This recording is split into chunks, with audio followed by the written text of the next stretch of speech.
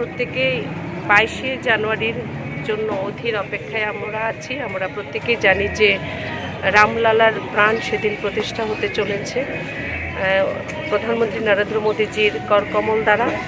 এবং যে অধীর অপেক্ষা কয়েক শত বছরের ছিল যে রামলালার যে জন্মস্থান নিয়ে যে লড়াই সংগ্রাম দীর্ঘদিনের সুদীর্ঘকালের একটি ছিল, একটা সংঘর্ষ, একটা সংকল্প হাজার হাজার ভক্তদের, সেটার অবসান হয়ে গেল। এবং সে প্রাণ প্রতিষ্ঠা উপলক্ষে আমাদের কেন্দ্রীয় যোজনা অনুযায়ী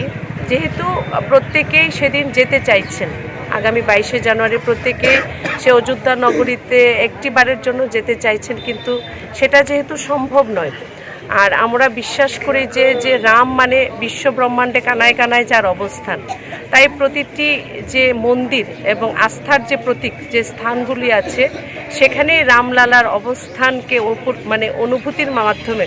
আমরা যেন অনুভব করতে পারি যে সেখানে রামলালা সেখানেও উপস্থিত আছেন। তাই প্রত্যেক মন্দির, প্রত্যেক যে ধর্মীয় স্থান সেগুলো স্বচ্ছ করার একটি মেসেজ প্রধানমন্ত্রী নরেন্দ্র মোদীজি রেখেছেন।